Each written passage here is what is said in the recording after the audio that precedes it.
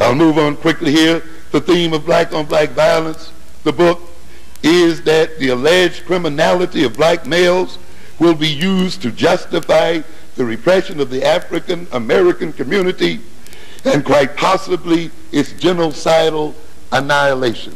In other words, the running theme of the book, Black-on-Black Violence, is this: that the alleged criminality of African males will be used as a major rationale, so that when this society decides that it will annihilate this community, the other members and nations and people in the world will buy it because they have been convinced that we are innately criminal.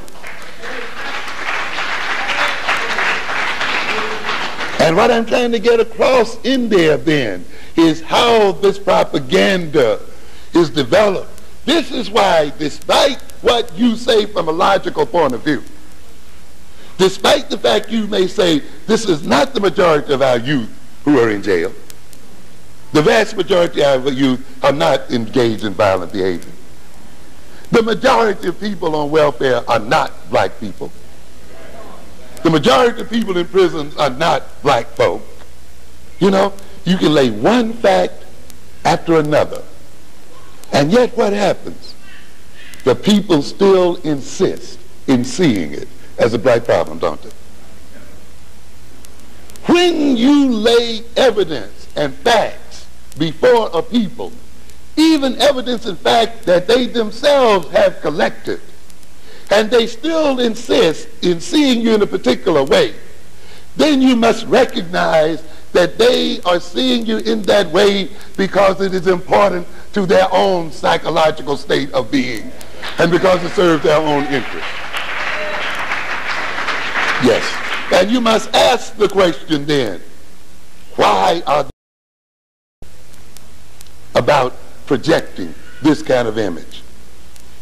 And you will see then that it is there to rationalize their behavior against you. They're not, and therefore, as I will say a little later on, this idea of arguing with these people point for point is not what the game is about. It's not what it's about. Let me quickly move on. I want to lay a context, because often we discuss these issues out of context. And I've told you before, as I've told you in Black-on-Black Violence, that European sociology, psychology, and so forth decontextualizes issues, meaning that it discusses violence or crime as if they do not exist within a social context, as if they do not have a history, as if they do not serve a function in the society.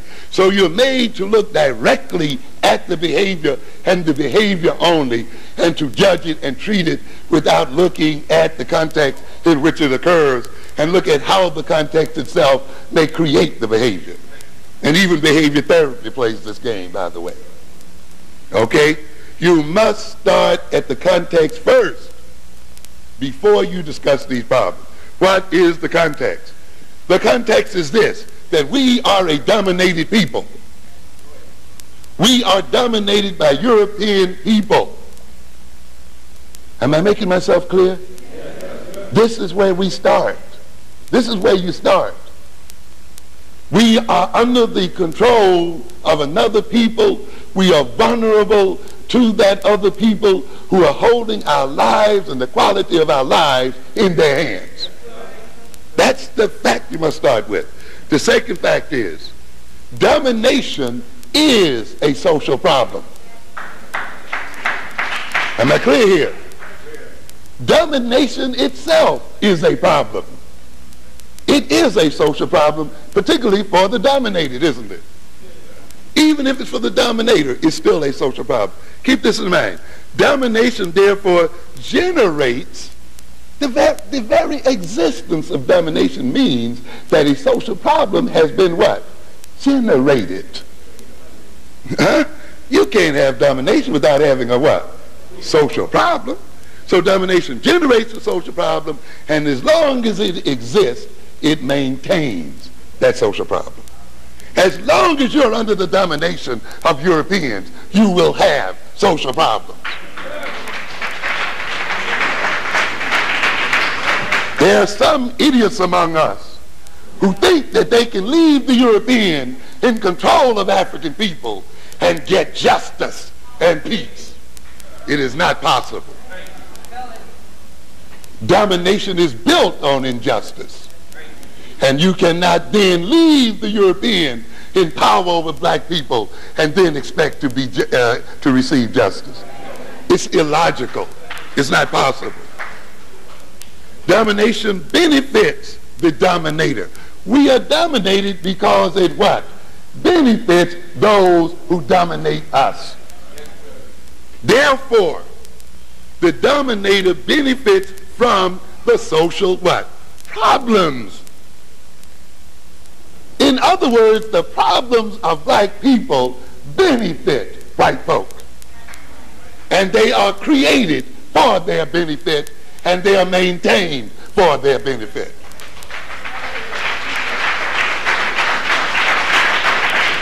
And therefore, those who dominate us have an investment, monetarily and every other way, in perpetuating the symptoms of maladjustment in us as a people, and they engage in interactions that reinforce those problems.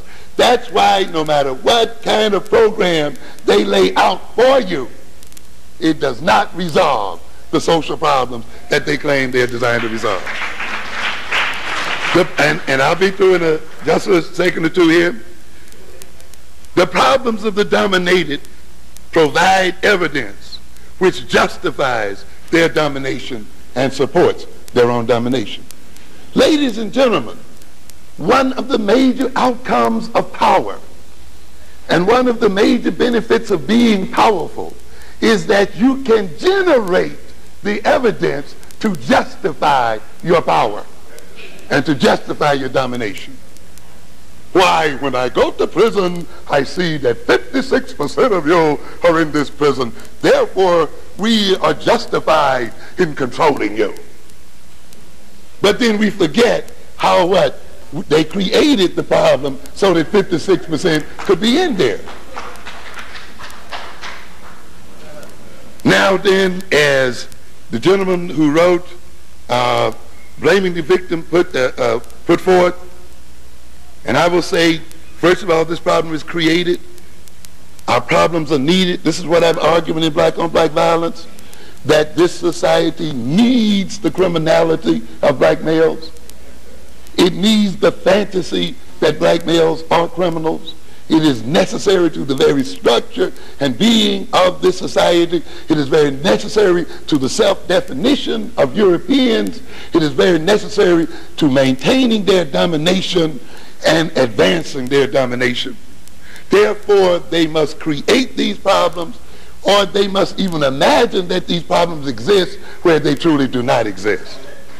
Therefore, they create the problem, and then, as Ryan argues, first they identify the social problem, second they study those affected by the problem, and discover in what ways they are different from the rest of us, this great underclass. How are they different from the rest of us? And you note I argue in Black on Black that the so-called criminals in the jails are not any different from any of the rest of us. You're not going to find a criminal personality, you know, and yet that's been the golden grail of psychology. You know, how can we distinguish these people from the rest of us? We're all in this game together. Third, they define the differences as the causes of the social problem. In other words, we create the problem. Then we go in and look at the people who have the problem and see how they're different from those who don't. And then we say, oh, their differences is the reason why they have the problem. You see? So they're going to create these brain dysfunctions. Then go in and find the brain dysfunction. And then say the brain dysfunction is the cause of the problem. Now let's medicate. So they define, they use the differences, and finally they assign a government bureaucrat to invent a humanitarian action program to correct the differences. I asked my class the other night, what if we could find a 100% sure shot rehabilitation program? A program that would rehabilitate 100% of the clients. Would that solve your problem? No, because what would happen? The others would keep what? Rolling in. Rolling in. So rehabilitating the ones who have the problem does not solve what? The original what? Cause of the problem. And again, we have people who entered into the wrong point of the equation. Let me get here then and say, these controversies such as the one we are dealing with now, they speak to the need for domination to justify and maintain itself. Howard Zinn stated, the establishment, whatever rewards it gives us, will also, if necessary, to maintain its control, kill us. Hear that, black bourgeoisie. A part of your being promoted in American society is to maintain control of the black community.